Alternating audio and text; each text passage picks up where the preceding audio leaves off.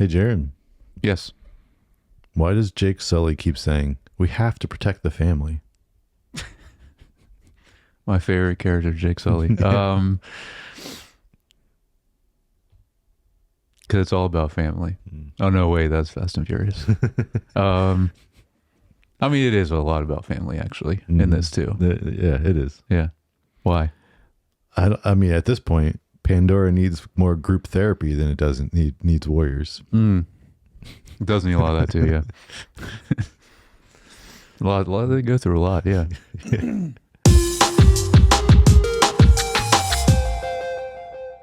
Hey, welcome back to Screen Time Film, a podcast where we discuss a director's filmography in chronological order. We are winding down on James Cameron. Yeah. And so, Jared, the way of podcasting connects all things before your birth and after your death. Very good. Yeah. All right, so my name... Podcast person's life cycle, yeah. My name is Josh. This is my co-host, Jared. Josh, I know one thing, that wherever we go, this podcast is our fortress. Nice.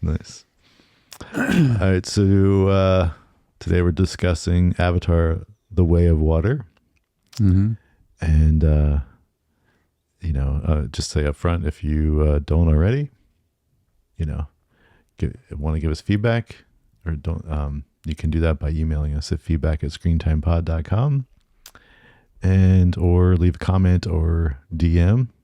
And of course, the best way to make sure you don't miss any of this goofiness, silliness that we do here is to like and subscribe or follow us on all the platforms: Apple Podcasts, Spotify, YouTube, Facebook, Instagram, and TikTok. Yes. All right, so let's get into The Way of the Water. The way of water. I know. I know. The way of the water. The way of water, not way of the water. Yeah. Yes. So this came like out. A Night of the Seven Kingdoms. Or 9. Oh. Ooh. So this will be after that, so that's not a spoiler anymore. True. All right. This came out in 2022, so only a short 4 years ago. Wow, that has already been 4 years. I guess it's more like 5 because we're barely into 2026. But, yeah. And we know this came out in December and the recent, Anyway. Well, true, yeah. There's once again PG-13, like the previous film. 3 hours and 12 minutes. So this one's another about 30 minutes longer than the first one. Very long. All right, Jake Sully lives with his newfound family formed on the extrasolar moon Pandora. Once a familiar threat returns to finish what was previously started, Jake must work with the Neytiri and army of Na'vi race to protect their home. Man, that was terrible reading that, but yeah. Neytiri and Na'vi. Yeah. These are two different, Yeah. Neytiri is his wife. Right? Oh. That's her name. Yes. Yeah. Neytiri is his wife. Yeah. Na'vi is the people. People, yeah. Yeah. I know, I get it mixed up too. It's a lot. All right, so directed by James Cameron, written James Cameron, also Rick Jaffa and Amanda Silver. So the first one he wrote on his own. By himself, this one he's got 2 other writers involved. Cinematographer Russell Carpenter, which is back to his boy from before, right? Because the first Avatar was the other guy. That was is it someone different? Yeah. Oh, I thought it was the same person. Nope. Oh, okay. No, this is the guy that did Titanic with him and a couple other stuff before. Oh, nice. Okay. Composer Simon Fraglin is also new. Oh, I also thought it was Nope. James Horner again because the music sounds very similar. So he just copied him, I guess. Yep. But she's also the Titanic guy, right? James Horner is the. James Horner was. That's right. Titanic. Yeah. So this is just somebody else. Yeah, that's interesting. I think both these guys also did Fire and Ash as well. I'm assuming so because they filmed these. Back together. Yeah. Just worked on it all together. Yeah. All right. Production costs. What do you think? Oh my gosh. Can this be broken up in just this, or did they put the production cost together with Fire and Ash? I don't know. Okay. That is a question, and I thought about that when I was looking at it. I'd imagine they have it separated. I mean, because I get this. It's on the individual films and IMDb where they. Because I mean, with both of them together, it's probably half a bill. But just this one, I don't know. They're so. I couldn't believe how much the first Avatar was, but I'll say $250 million. 350. Okay, so both of them it's over $500 million. Probably, I imagine. Yeah. Wow. So I imagine the other one's it has to be about the same, if not more. It's crazy. But this one did, some transpire during COVID. True. If it released in December 2022, then they were doing. But then the other one, like you said, they were shooting also together. Yeah, but it like. You don't have to worry about as much, I imagine, because you're just soundstage the whole time. You're not like going to different locations. True, because like we were talking about last film, how much there was real stuff. This is like there's like basically barely any real stuff. There's barely any. It's everybody's. Anyway, it's crazy to think though that this and Fire and Ash together cost more than the Avengers movies. I don't know about the upcoming Avengers movies, but Doomsday, Infinity War, and Endgame, I think was $500 million or around that. Mm-hmm. That's crazy that this is more. It's all. I mean, it's the CG. Like I know. It's like the reality. Like there was a time, even there was a ton of CG in Avengers, right? But there was a time when that used to be cheaper than trying. And then remember, then it kind of shifted in the last like decade or two, where. Yeah, actually using practical is back to being cheaper than visual effects, and it's better and makes the film grounds it more, or makes the film what do you call it, timeless, or just hold up better when you go back to it. Yeah, stands the test of time better. All right, Academy Awards. One best achievement in visual effects. Oh yeah. Was nominated for Best Sound, nominated for Best Motion Picture of the Year, and then also nominated for Best Achievement in Production Design. Okay. Visual effects for sure. I knew it would win for that. I mean, the whole thing is the visual effects. Yeah, but this is like some of the best. Yeah. Oh no, it's insane. Yeah. All right. Cast is very similar to the first film. Pretty much all this. Oh no, there's a few new people. Yeah, you've got a few new people. Of course, we had a couple people die. Like, what's her name from Fast and Furious? Oh yeah, she's not in anymore. This is after her time. Michelle Rodriguez. Yeah, she's not popular anymore. Oh, yeah. Not as she was in 2009 or 2008 or whenever they filmed the first one. But also, she died. Well, I guess they could have brought her back as a Na'vi as well, just like they did with some of the other people. The main new one is he brought back Kate Winslet, right? Yep. Yeah.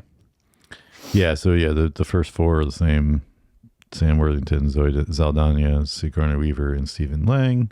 Yeah. And then Kate Winslet, and then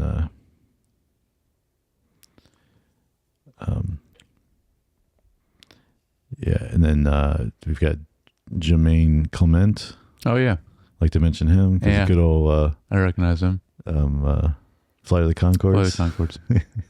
There's a lot of stuff too. But like that's what I like. That is one that part-time model. Man, I haven't heard that in a while. It always makes you think. I mean, just see that. I can't not see that music video. They really had a moment, yeah. Flight of the Conchords. And then also, Joel David Moore again. Mm-hmm. A bunch of people I don't know or recognize. The rest of them I wasn't sure. I just Kate Winslet was in, or Jermaine Clement also. Yeah, the two main newer ones. I believe Fire and Ash. There was only one person I saw in the trailer that I recognized. That's new. Una Chaplin from Game of Thrones. And she hasn't really done that actually that much else. But she's in Fire and Ash. That's the only other addition. I don't know if there's others, but yeah, I don't know. That was the only person that I met on the red carpet in Spain. oh, she was there. She was there. She's awesome. Crazy. She's Crazy to have the legacy of like is a great grandfather was Charlie Chaplin. Yeah. I don't know. She's related to him in some way. Yeah, I think that's right. All right. Well, overall thoughts on this film? Okay. You want me to go first? Go for it. All right. It's very beautiful looking film. It's the visuals is insane. Step up, which I mean I knew it would be from 2009, the first one. Like there are moments, we'll get into it more later, but there are moments where it truly does look photoreal. Like talk about that in the first film, and it was for the time in 2009. Mm-hmm. But this now, especially with some of the water, I was like, this looks like a real movie. Like it looks like this is real people at times.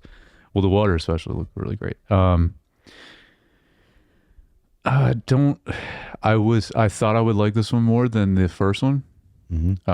I don't know if I really did. Mm-hmm. I don't think I did. Mm-hmm. I didn't dislike it any more than the first one. I think I feel about the same as far as the story. Okay. And I think ultimately I'm just still not an Avatar person. And I think what also made it worse, because the first one was too long already, and then this one was like, man, I was like, this is very, very long. And if you're really into this world and lore, then great. But like, I wasn't. Because like the difference is Lord of the Rings, like you want it to be longer. Mm-hmm. And you and I have mentioned many times, like the Dune movies, like I would like them to be even longer. Mm-hmm. So it's just if you're into it or not, yeah, I guess. I mean, I think that's always with a movie. Like if you're loving the movie, yeah, it doesn't matter how long it is. And then if you're not in love with the movie, then like you really feel the length, right? Yeah. So to people that are out there that love Avatar, they probably are like, oh, it's great. Yeah, the longer the better. Let me sit in this world and experience this world. Mm-hmm.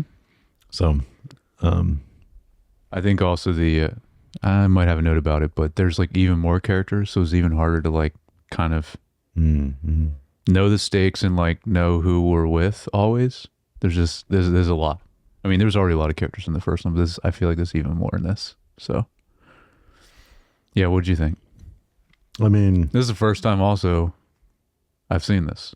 Oh, right. That's another this thing. Is my second time watching it. Oh, okay. I didn't know you. Well, I watched it on the plane over. Oh, that's right. To Spain, leading up to the I knew I was going to see event. I knew I was going to see Fire and Ash. Okay. In the theater. Okay. For the premiere, and I was like, well, I probably should watch Way of Water before I see Fire and Ash. Yeah. So I did, but there's definitely parts that I was like, oh, maybe I dozed off for a little bit on the plane when I was watching that, because there's definitely parts I was like, but I saw it all, but then rewatching it again was good refresher. Yeah. But as far as feeling, I mean, I feel like it feels like a very much a repeat of the previous movie. Just, hey, let's set this in water now instead of, and the third one is fire, I guess. Well, Fire and Ash. Yeah, we'll talk about it when we cover that. But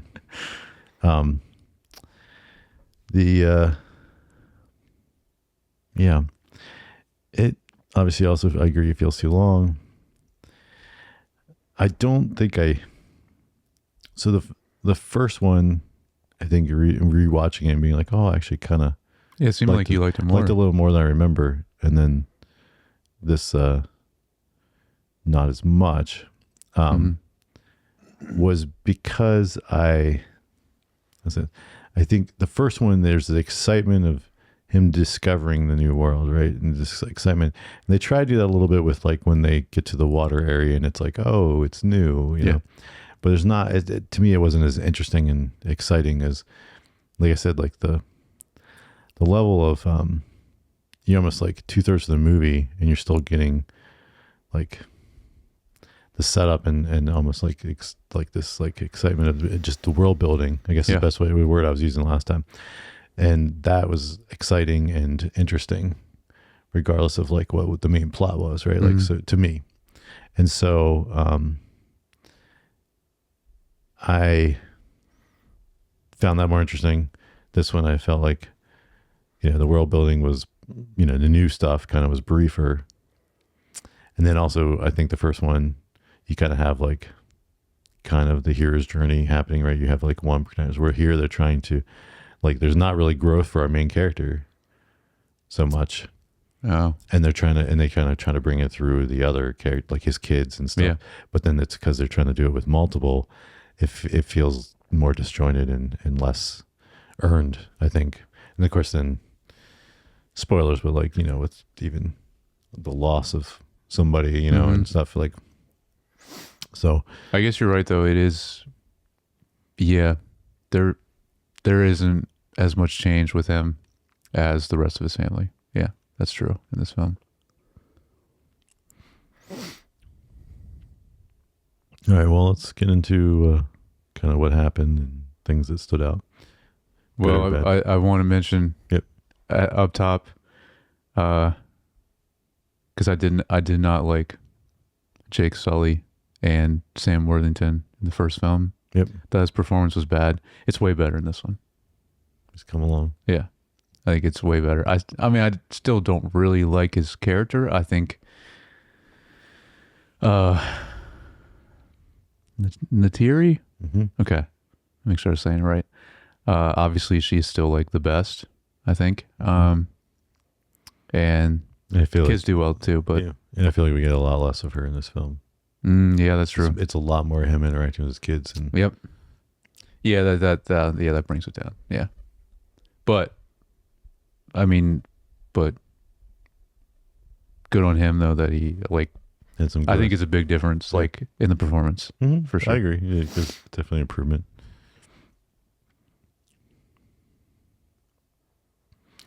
All right, so in the beginning, we get a nice little montage to kind of get us caught up to where we are, because, we went over a decade from one film to the other, so they figured that. Yeah. Yeah, was it 13? Yeah. 13 years. So they made it a time jump also in the film, which I guess wasn't necessarily had to happen, but. Because it's mocap, yeah, that's true. But I think they probably wanted to explore him with kids and stuff, and so they wanted that time to pass. So you had, I mean, it's the family and their kids is. I mean, it's a big plot point. Yes, for this movie anyway. Yeah. Yep. But yeah, there was some I guess kind of neat stuff there in the just kind of seeing the progression and stuff quickly of things, and I did like the and then that return of, you see the spaceships come back or spaceships just arrive and them land, and it's kind of like present day, when it gets to present day, it's like that we have like a train ice kind of thing, that was kind of cool. But right off the bat though, I think for me, I don't know, like there's the amount of times that this kid like doesn't do what he's supposed to do really started to irritate me, because I was like, this is but he's also a kid, so no, I know, but like you're too many times. I mean, for a film or a plot, yeah. To me, like especially in the stakes, like if it'd be different if it was like, but like this is, I mean, there's guns, you're in war, like, and I think he's in I think those cases, I mean, you see, I mean, they have, they'll not recently, but like, in previous wars, like they brought in, I mean, the guys are young, they're still teenagers basically, and they're going to war, and they learn to follow orders and stuff, because it's you have to. It's scary, and it's weird. I don't know. I know what you mean. It just half of the things that transpire and go wrong is basically because this one kid can't listen to his dad at all. Yeah, and follow orders. And it's like, no, this is not like, don't don't do this thing or that thing, but it's like it's life or like serious life and death thing. So Yeah. I don't know, but this is the start of it, where then they almost already get hurt just from this, because they're not. It's like, I mean, it's not like they didn't have anything to do. Like, they were supposed to be looking out for the enemy when they knew they were going to show up, and yeah, I don't know. That's one of the big things that bothered me about this film, and right off the bat. Otherwise, I love this like them taking down the kind of like a Western style, but and this like modern train thing. It was cool. Mm-hmm. I think personally, well, I'll wait till you get there in the plot, but I think a little bit later is when I thought it actually like got more interesting later into the film. Okay. Yeah. I mean, I know. Yeah, I see that. Yeah, but like, right. But this. So how do you feel about the others? This other big plot thing of how they brought back the villain. Like pretty much all the first movie as well, but which I don't even remember if I mentioned much about the villains, but I just don't like anytime there's a scene, especially in this film, when it's just like a scene of any of the villains, I'm just like, it's just not interesting to me, and it seems like it's just very similar to the first film. Well, I mean, you mentioned bringing them back anyway, but like what they ultimately want to do. It's just this time it has to do with. It's essentially the same thing. It's just not unobtainium. Right. Well, we forgot different about the unobtainium, which like I guess for some reason that no longer is something anybody wants. Yeah. Well, that's a whole other thing. But yeah, maybe James Cameron finally realized how silly that name is, and they're like, let's just get rid of that. Yeah. So then they come up with this other thing which is to his credit, is a way better thing. Yeah, the plot device for once you get to it. But really that's not even why they revised. Like, that's like a side thing. It's what is the reason why they they're just well, they say because the colonel, right, or whatever she says, well, Earth is dying, we need a new Earth, so we need to subdue the natives. Like, that's what she says when he comes back they bring those Marines back as avatars, right? Or as Na'vi, I guess, because like they don't even have avatars anymore. They're not sitting in a pod somewhere and then controlling it. I know, and I don't know. Which is also weird. Did they explain? They just had their memories downloaded into they just made them like permanently Na'vi, basically, at this point. Well, I remember that like being a thing. That's why like it becomes literally like pretty much a full CG movie now after the first Avatar, because it's you don't really need to. They figured out on the good guy's side, it happens from the planet and the mother kind of makes it so it's much more, I guess, a natural, accepted version, and then they're just somehow the bad guys now can do it too. Yeah, I don't know. So I just don't think any of the characters, I mean, there's good actors in this all around, even playing the villains, but it's just the characters of the villains are like anytime it's just a scene of them. I think it's some of the worst. Yeah, well, other than the main guy, like the rest of them, you don't even know. There's nothing there to even like connect with them at all. No, and even him, like it's pretty shallow. And it's hard villain. And that's what I mean when like it's hard with not only them, but then the amount of characters we have just in the Na'vi, and then the Reef people, which I guess we haven't gotten to yet, but like that's the point. Like once we get there, I think is when the film gets more interesting. But then it's like character wise, it's like even harder to. At least for me, it was even harder to keep track of. They're different color blue. Not that much though. Yeah, and they look slightly different. Yeah. Yeah, but it's still like then there's so many characters. Yeah. It's hard to keep track of them. Yeah, it's like a different shade of blue. Yeah, and then They're more aqua. Mm-hmm. And then it's like, do they still have tail? It's like it's still very similar, but there's like slight variations I noticed. Yeah, there's definitely features that make them look a little more amphibious. Yeah, that's to me the best way to describe it. Yeah. So, but anyway, I mean, it's convenient. I mean, it's like not in this world of technology that exists in this, like it's not far fetched that they could do this, and download them. But like,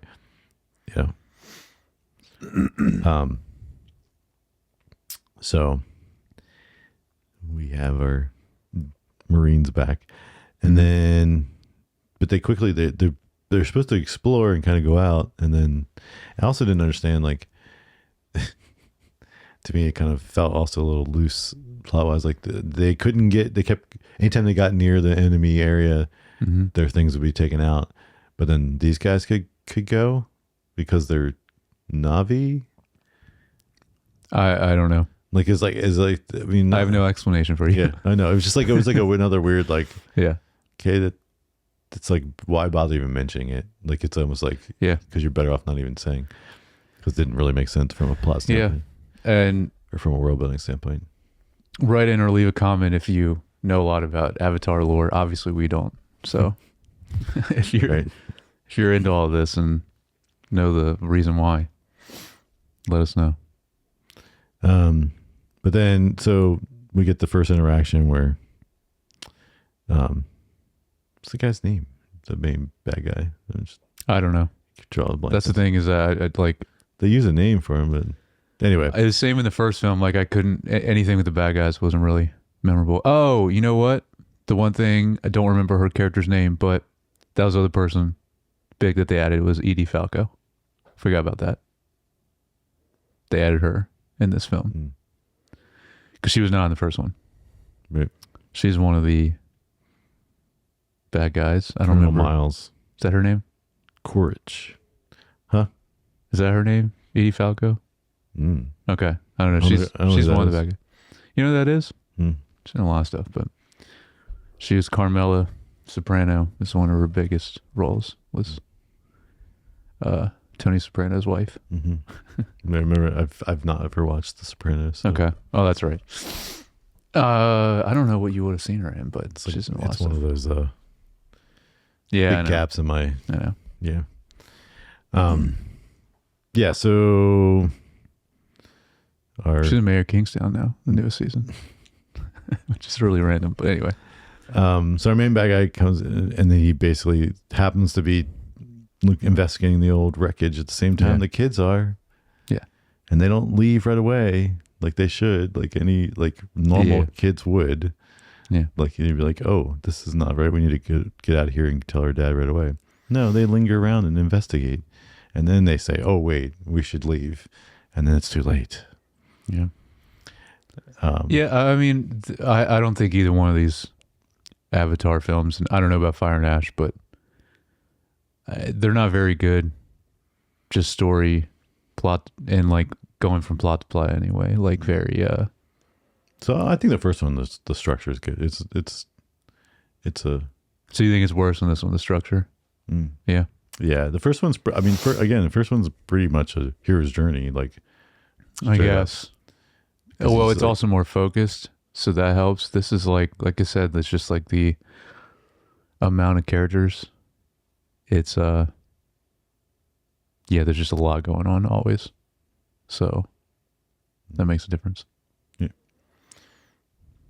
Yep. Of course, we get reminded then in this, like, how good Neytiri is. Yep. The first time, like, not first time, like she was a little bit in the train heist thing, but this is like where she really holds her own against the Marines. But then, so they're able to recover and get the kids, and then Jake realizes, wow, they're never going to stop. We got to leave which, like, one hand doesn't make, like, it's like, okay, they're trying to Clearly, take, you would have already known that.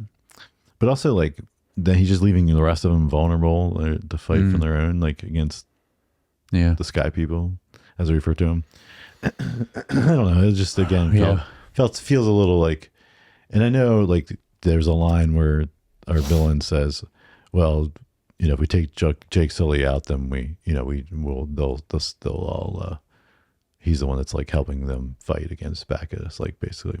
So if he's gone, then they'll just roll over and let us take over the planet. It's kind of what's like he says like a real quick throwaway line, kind of like that. Okay.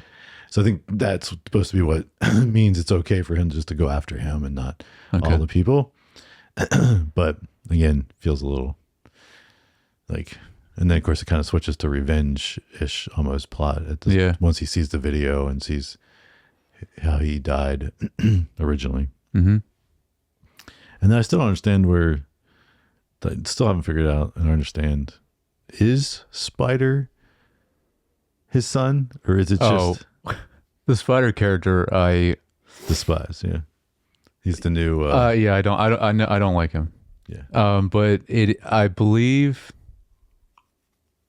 from what I remember, he's like half like blood related, or half blood to their family, but I don't know which side. I believe I heard that. Half blood to the main bad guy's family, or no, to them, to Jake's family. Yeah, but I don't know. So it could be his son, and but I don't know. I think I remember hearing something about how he's like half to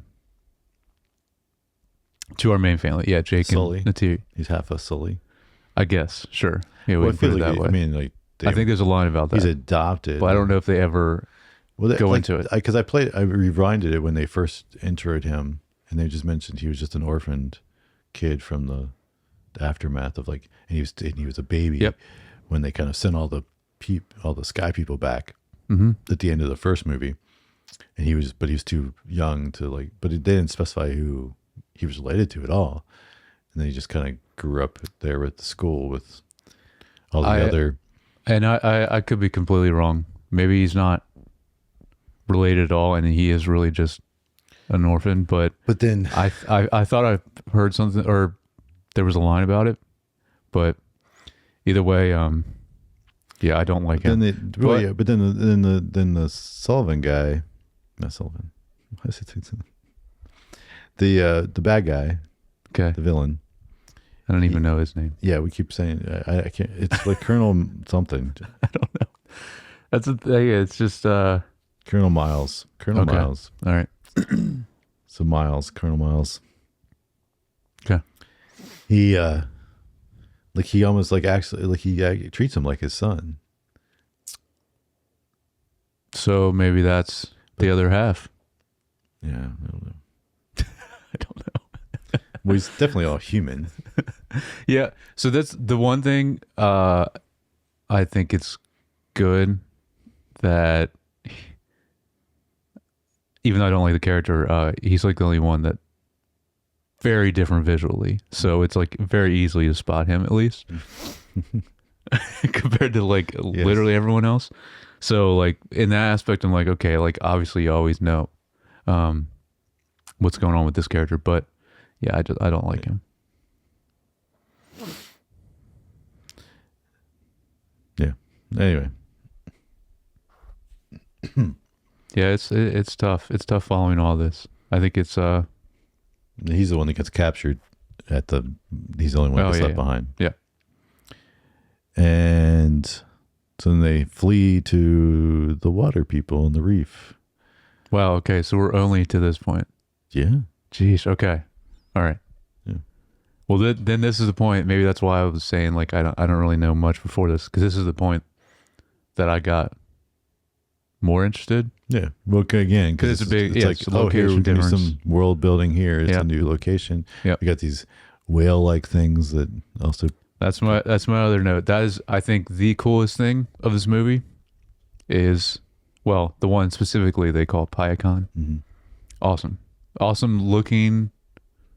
Yeah, it is like a whale essentially. Mm-hmm. This one has only one fin. Is that what? Or how a they damaged do? fin or something. Yeah. Awesome design for this type of creature anyway, and how PyCon fits into the story, and I mean even stuff at the end with him is like that was like I think the best part Yeah. of the movie. Yeah. The and then you also have the new dolphins that fly. Mhm. Yeah. Like, so these are like the other things, but they can actually go underwater too. Yeah. And it's like, okay. Yeah. So these are better than Yeah. the other ones that just fly. I guess. Like, I feel like it was a little OP allowing them to fly too. Like maybe if they could just Sure. Yeah. shoot out of the water and glide a little bit and have to come back down or something. But like, Well, I mean, but it's still. I mean, they made it work for the plot. It's not too OP to where like you could still. because there's still, yeah, no, I mean, they could definitely balance it from that standpoint. But I just meant like general, like thinking of like evolution, the infrastructure of the world, and Yeah. just seemed a little like, okay, we took the flying ones and made them able to swim as well and breathe underwater. But yeah, but they definitely had like otherwise they sounded like dolphins. They kind of made noise and stuff. Mm-hmm. And then the other one sounded like whales. Yep. Yeah, so we get, different situations here that are kind of, you said, like, this is kind of where it's like just a lot of little like side plots of, the infighting between the chief's son and the other son and the kids, and then We get the bullying and the like. Yeah, all that I didn't care about. But we get I don't remember how they explain it, but it goes into a great scene at the end, I think, but it's set up way earlier. Don't know what it's called, but it's like the thing they connect to for memories underwater. Yeah. It's What like, is that called? I don't know. It's like this tree, the whatever tree that they had back in the forest in the first one. Yeah, it's essentially the same thing, but I don't remember them like actually like revisiting memories though with the original thing in the first. No, I think movie. they did. Did they? Mm-hmm. Okay. So we get the first introduction of the this like whale hunting apparatus, and that was I mean, as sad as it is to watch them like, it was also cool to see like the whole thing. That was a cool like, again, world building thing of like, okay, how's this all work and how's this all play out, and this water machine that like allows them to do different things, and so, and of course it's sad that they do all that just to pull their tonsil and or whatever. I mean, it's not their tonsil. I don't know, whatever it is. I don't know what it is, but it's it's brutal. Yeah.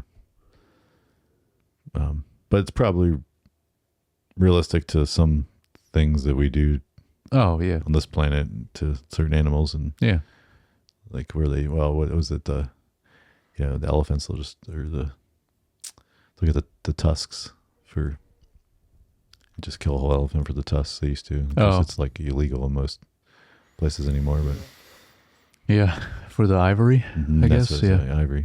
Yeah. Mm-hmm. Yeah, I wonder at this point, I imagine they don't use that to make pianos anymore. Probably not. Probably not, yeah.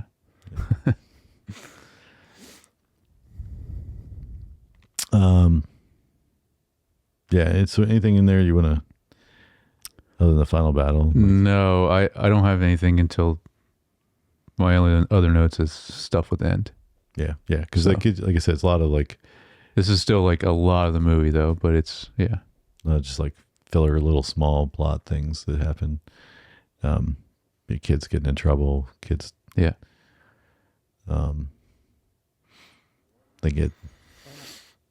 They get found. Well, that's the one thing. That's right. That's because what's her name?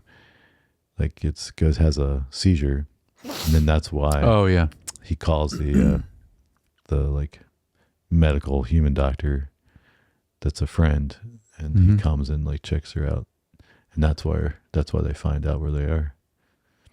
That's where they recognize Okay. like the little bit of a blip of something, and then that's why he goes and even looks in that area. Okay. So again, yeah. It's like, okay. I mean, I guess they would have found him eventually. I guess Yeah, they would have found him eventually anyway. But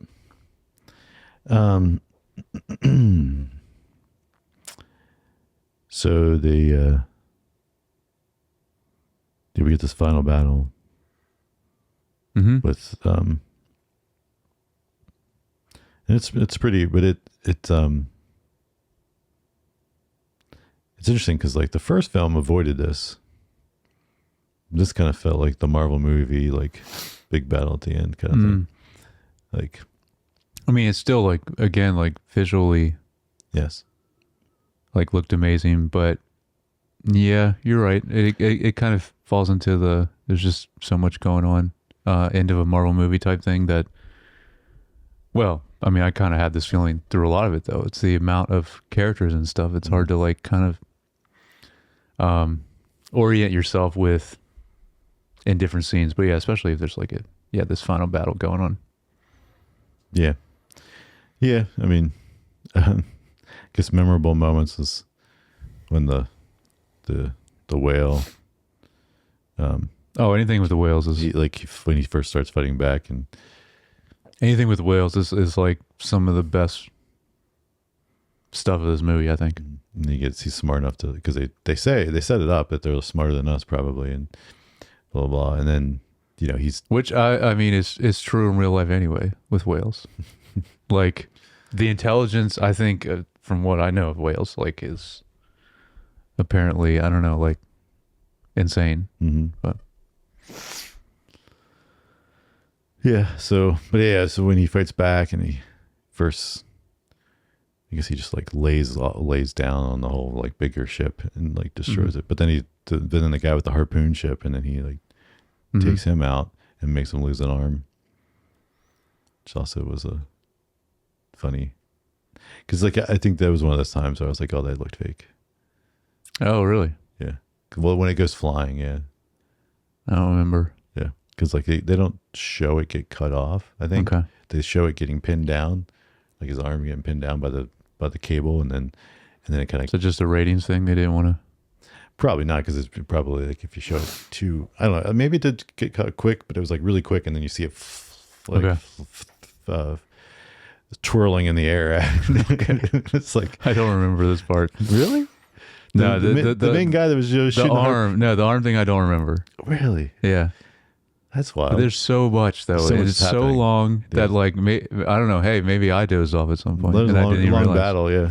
But yeah, when they're in the little harpoon ship, like the smaller, like speed ship that they use to like actually try to take the whales down. Okay. Like he's out there trying to get our main dude. Yeah. Well, I always forget his name. You said it earlier, but anyway, Our main dude. the main whale dude, yeah, Oh, PyCon. yeah. He's trying to get PyCon, and because he attacked the big ship, like lays out on it, and then he shoots, but he dodges the thing and then grabs it and then wraps it around the ship, like the little boat, and then he gets trapped his arm gets trapped between the cable and like part of the ship, and then the PyCon like just pulls it and he's, because his arm gets just severed. Okay. So there's a thematic thing there with PyCon only having one fin and then taking out this arm. Okay. Yeah. Didn't realize that, but that makes sense. Yes. Guess the other important note is, even before the battle gets too far in, like the oldest son gets injured and of course dies. Yeah. Which I think on paper is smart to actually have stakes and have like somebody on the good guy's side. I agree that someone in the main family needed to die in this. But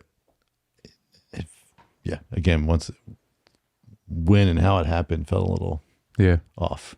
Like didn't feel as like earned, I guess. But yeah. And then of course it's kind of like they're sad, but then he's like, "Oh, suck it up. We got to deal with it. We got to fight." Yep.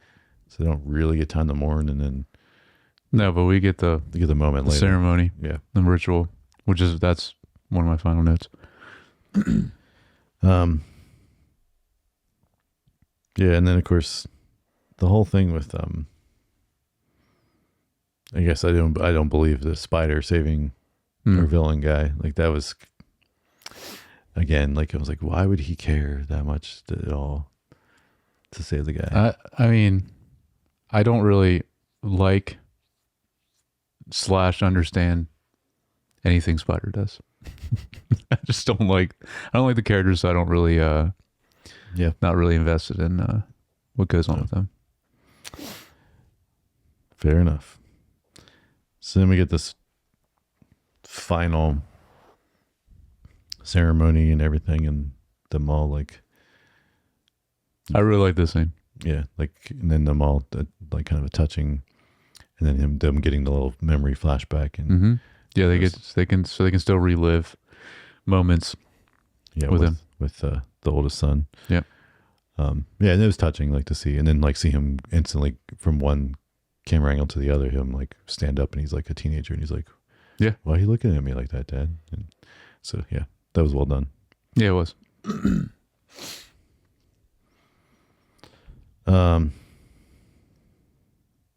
I also have just the end credits sequence. It was awesome.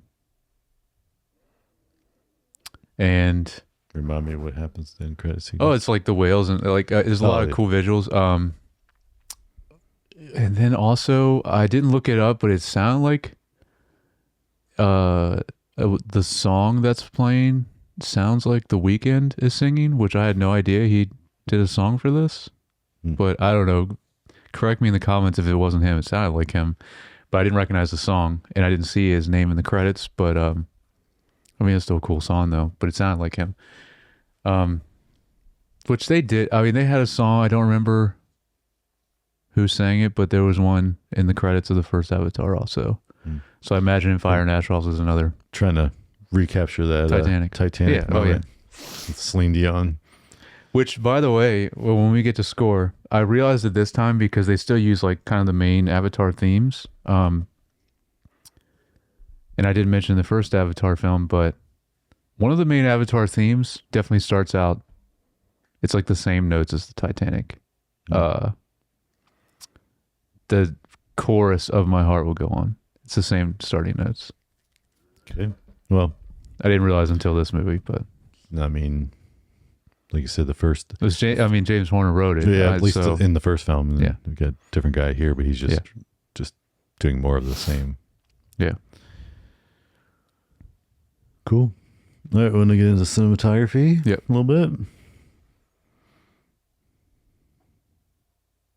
It's hard to be honest. Like the visuals are pretty. Yeah. Like you said, very. the visual effects, whatever you want to call it, CGI, whatever you want to call it. Because is it effects when it's fully just 100%? You know, I don't. Yeah. What do you call it? I don't then? know. Like, because I always think of effects as like something being You're adding it. Yeah. adding to or adjusting what was shot in real live action.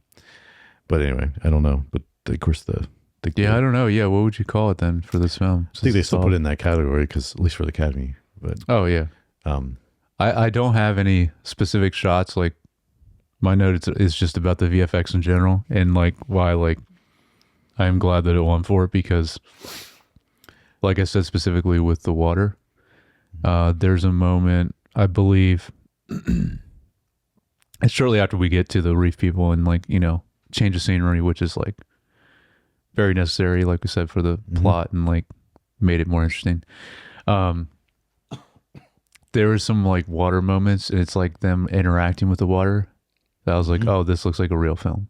Like it's insane. So and there's other times it doesn't look quite as good, obviously, because it's like the amount that they're doing for this. And also this is now in the era where we see a lot of VFX. It seems like is rushed and doesn't look as good. But like this, it doesn't seem like they had plenty of time, I imagine, to do all this. But like, yeah, it's it just looks amazing, and like actually looks like a real film at times. Yeah, I don't disagree. But then there's also there was a couple times I remember looking at them like, oh, this just looks like a video game. Yes, that's true too. Yeah, and it's just, I mean, yeah, the textures are high, Right. the lighting is great, but like, it's still just, there's something, which is where I had this like weird, almost juxtaposition on like thinking of it as cinematography and not like, it's like, right, yeah. like at some point, and I guess, I mean, but you still have a cinematographer moving around for these scenes and like framing it. Yeah. Like, but what are you framing? You're framing. The performances. It's still the people in motion. I mean, because there's in the video game thing you mentioned is like a good comparison, because literally how they filmed this is like how they would film a high budget video game, where it's just all these actors in a big motion capture studio room, and they all are wearing motion capture with the dots and the suits. Because I've seen a lot of behind the scenes of video games, exactly how they do it. And then you have the helmet with them with the camera for their face. That's to get like the really high detailed performance in the face, and then the dots all over the body for everything else. And I guess it's more dots now. It used to be like more ping pongs, I think they put on the suits. I don't know how it is with the technology now, but I think where it gets more blended between these is, and I guess we'll see in the future, because now some movies and I guess TV shows as well are using Unreal 5 for like at least background visual effects, right? With the volume, I believe they're using Unreal 5, which is like the main video game engine that everyone uses now. So like if you're blending that it's the lines between video game and a movie are gonna feel even more so.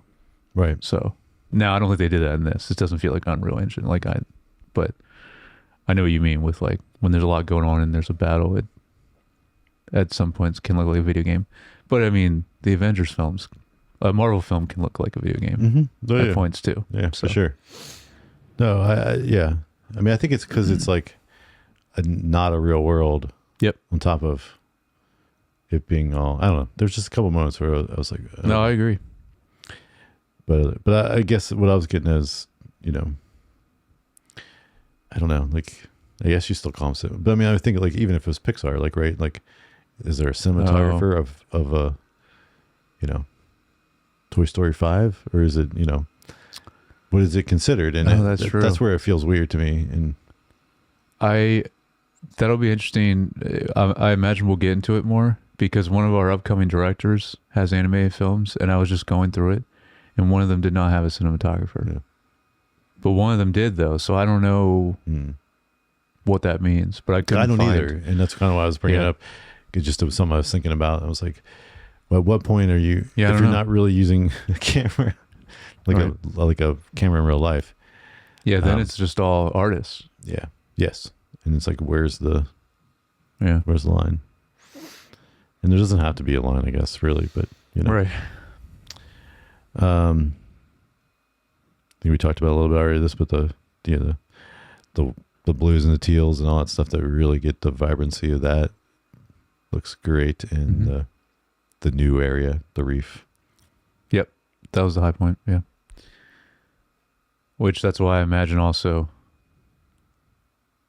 which you've seen at least part of. I have not seen it all, but I imagine that's good that the other one's called Fire and Ash. So there's like another big, like distinct visual change, which is like, I think necessary for this.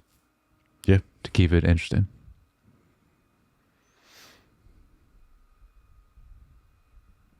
You talked about the facial, like that's some of the close-ups of the faces were ridiculous. Yeah. That's what I mean. Like at this point, because there has been some very recent video games even that like you'll see a cutscene and it's like, oh, this looks like the performances because it's gotten so good, I guess the technology and like what they're using for the motion capture, it's like, oh, this like, it looks almost photoreal. Like it looks like you're watching an actual like movie of a real person and not, you know. So, Right. Yeah. But I mean, like you, I don't have any specific shots. No. Like, yeah. But I think it's more like you said, locations. Because yeah, like all the establishing shots when we get to the reef. Yeah, they're like some of the best. Obviously, like I don't know, even the end sequence with like the whale stuff was just really cool. Yeah, it's more that kind of stuff. I think, at least for me, like look the best visually. Yeah.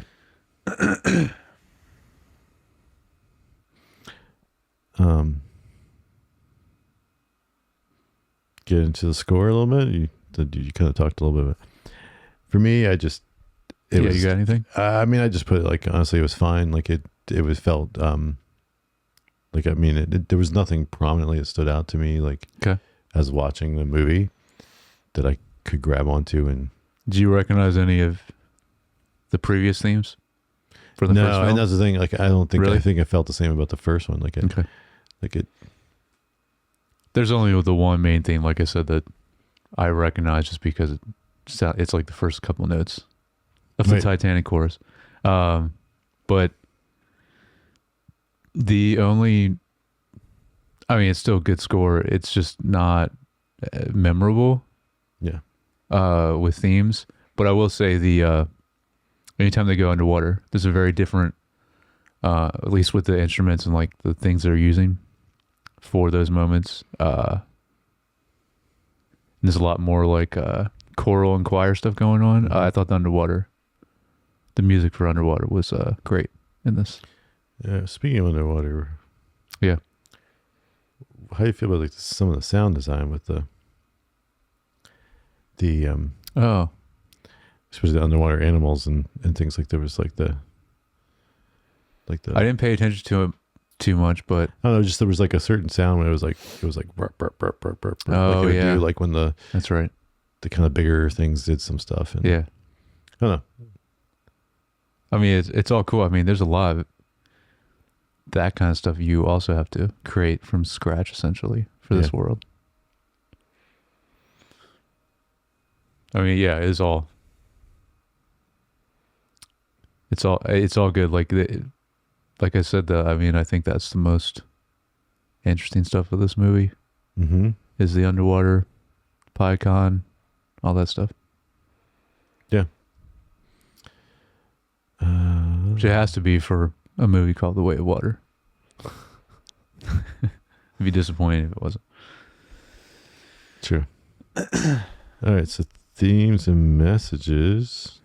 I didn't write anything down because it's essentially the same as the first film. Like, is there really any different theme in this? Well, I mean, they essentially tackle everything. I feel like the first one was more about the corporate greed over. I mean, like that's here in this one, but it's not as front facing as much as to me. Yeah, but they're still trying to get something from like this new, or not necessarily new, but this area or this animal or whatever, that they now know about. Yeah. So it's still the same idea. It's just a different thing. It's not unobtainium anymore, which is good. That's a positive that we got rid of that word. Yeah. No, but I guess to me this one focused, which you said earlier in the beginning, like to me this one was more focused about the family, and protecting the family is more important than the broader thing. And I think that was kind of the theme they were trying to go for, and kind of. Oh yeah. Whereas like the first film definitely didn't have that. It was more about nature versus machine kind of thing. So the first one's more Pocahontas than this one. Yeah, this one's definitely not Pocahontas. Yeah. Okay. All right, let's see if we got any good trivia for this. I'm glad you brought that up in the first Avatar, because I don't know why I've never heard that until you mentioned the Pocahontas comparison.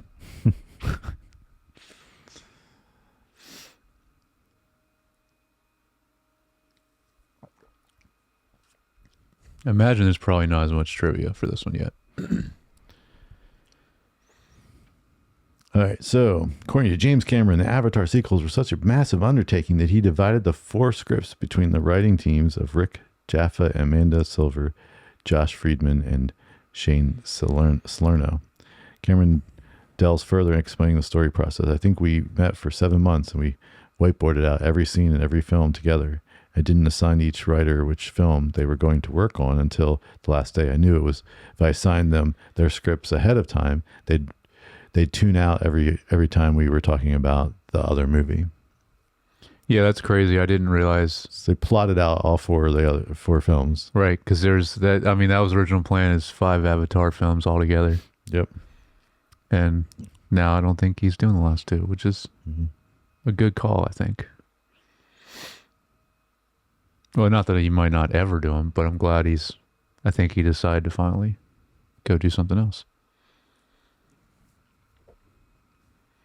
Which is a good stopping point anyway, because now he made a trilogy. You know what I mean? Like, that's a good spot anyway. Mm-hmm. If he wants to go do something else.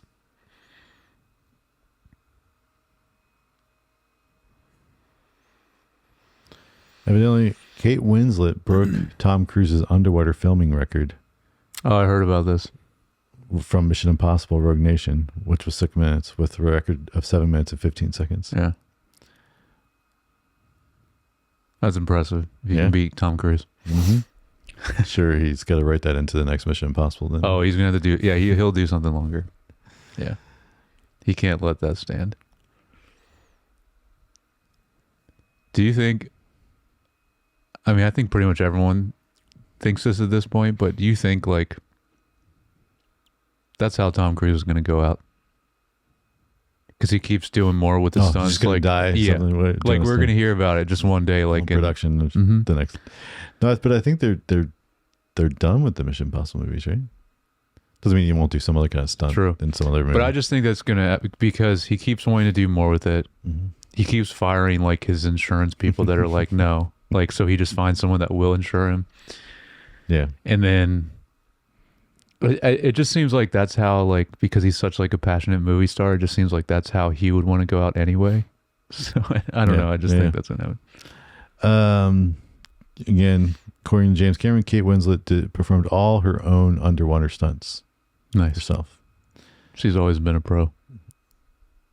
So What? no, I'm just thinking. So which character was she? No. Don't know. Okay. That's the problem. Because I saw her in the cast and I was like, because like you can tell, Is she one of the daughters? She the daughter that I don't know, because you can that's tell like in Sigourney the, Weaver's daughter. We didn't talk about that. well, yeah. But like you can tell in the first film, and yeah, you see a little bit in this one too. Like with Sigourney Weaver, like she has, you can tell in the face like it's her. But like Kate Winslet, I couldn't. And right, but I think it's because if it is the daughter, I don't know. which I think that's who it probably had to be, because they wouldn't have her voice any of the. But that's weird True to have Navi. someone that is, I don't know how old Kate Winslet was when she made this, but then like her voice for a daughter, that's strange. well, she sounds like a teenager, like vocally. Yeah, maybe. But I knew that I felt like they made her facial. I think you're right. I think Facial it's the daughter. features made her facial the one that's like Sigourney Weaver's daughter. Okay, I don't know. Well, the other one's like really little girl, like little kid. But there's more than 2 daughters. No, unless it's the chief had the daughter, Yeah. the reef chief. Then she likes Okay. the Sully You're kid. probably right then. It's probably Sigourney Weaver's daughter. the one that's like technically not Jake's kid or Natiri's. Like it's a virgin birth. Yes.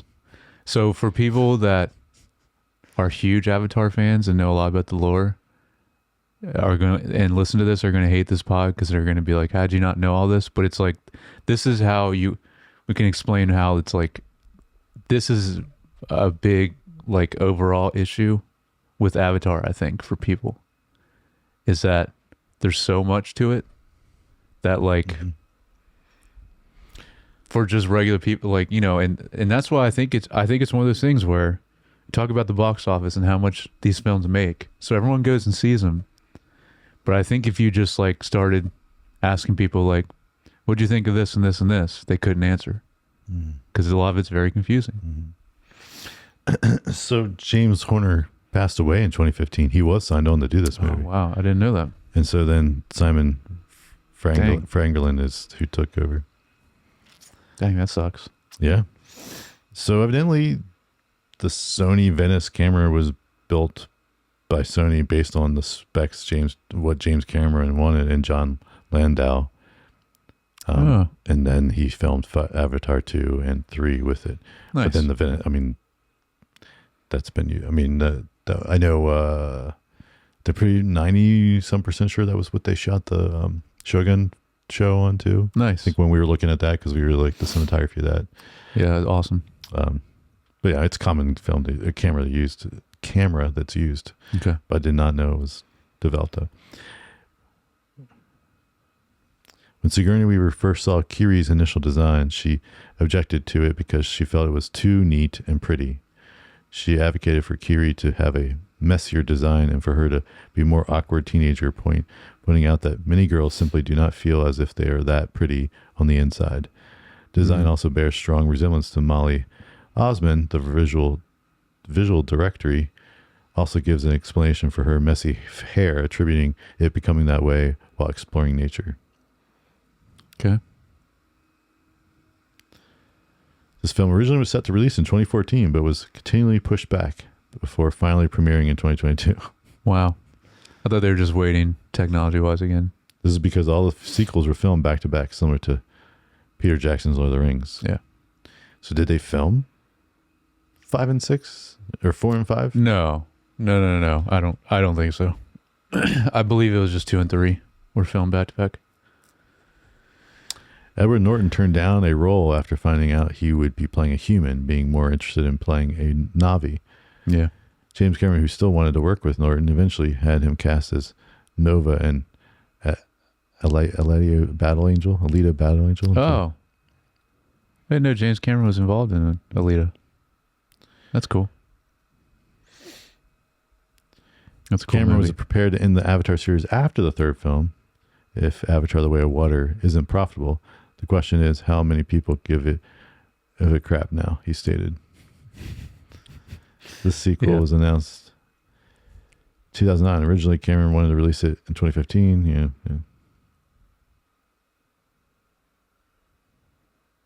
I mean, it is crazy just how big of a gap between 1 and 2. Mm-hmm. Yeah.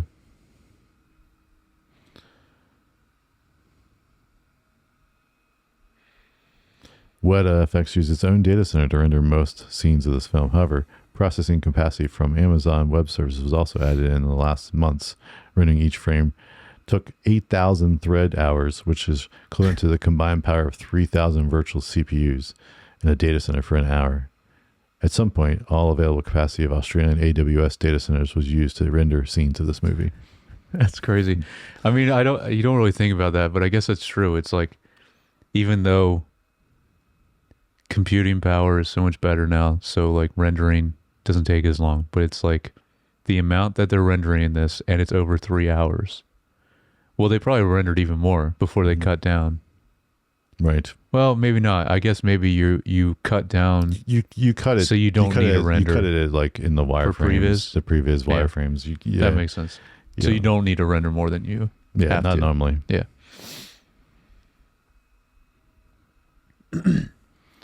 Yeah, I think that pretty much covers most of that stuff. So, final thoughts? No, still not an Avatar person. After revisiting both of these. What about you? No, not really. Yeah. I mean, they're fine. It's okay. Yeah. I mean, I can appreciate them visually. It's a massive achievement that they are. But yeah, I guess they don't they have something at the Disney? They have like Avatar or something. Oh, I'm sure. Yeah. Yeah. I don't know what, but All right. So you want to, what are we doing next? Because Fire and Ash won't be out on VOD for us to watch and cover directly. Yeah, so we won't. Yeah, so we we'll have won't to push that one out a little bit. So next, we'll be covering very quickly Emerald Fennell. Only 3 movies. So next week will be Promising Young Woman is her first film in 2020, which is interesting. So that was her first film. Then she did Saltburn, and then Wuthering Heights just came out. So those are the 3. And then we have the next one after that. Do you want to mention that one as well? That director, or sure, if you want to, you can. Yeah, we'll do Phil Lord and Chris Miller, right leading up to Project Hail Mary. Yeah. So we're gonna cover that as well. So yeah, it should be a fun rest of the spring through March. Oh yeah, March and April and May. Right. Project Hail Mary looks awesome. Yeah, I'm really excited for that. And well, that's coming out that's coming out in a month. I mean, it's like end of March. Is it end of March? Or like beginning of April? Yeah. Okay. But Cool. like I said, we don't have that many films between. Like she only has 3, and Phil Lord and Chris Miller, I think it's only like 4 or 5. Yeah. So. Yeah. So yeah, but we'll hit Fire and Ash, fill it in. We got a few other directors we got to fill in too. So at some point we'll fill those in. Yeah. One Battle with Paul Thomas Anderson, couple Coen movies, but it's Coen. I put him down on our list, but it's only one of the Coens directing, so I don't know if it's like right. But like we covered all of their movies the whole time they were together, so it's like I know. But I wish they would come back together and do a new movie, but they haven't yet. Yeah. So I don't know. Anyway. All right. Well, you have thoughts and feedback. You probably do, because there's lots of people that love Avatar out there, and we don't love it. Yeah. So let us know. Tell us how we're wrong. So you can do that by emailing at feedback@screentimepod.com, or leave a comment or DM. And please like, subscribe, follow on Apple Podcasts, Spotify, YouTube, Facebook, Instagram, TikTok. And we appreciate all of you that already do. Yep. And if you want to follow me or Jared on Instagram, I'm at JYoungBird. And I'm at Jared Youngbar. Okay. We'll catch you guys next time.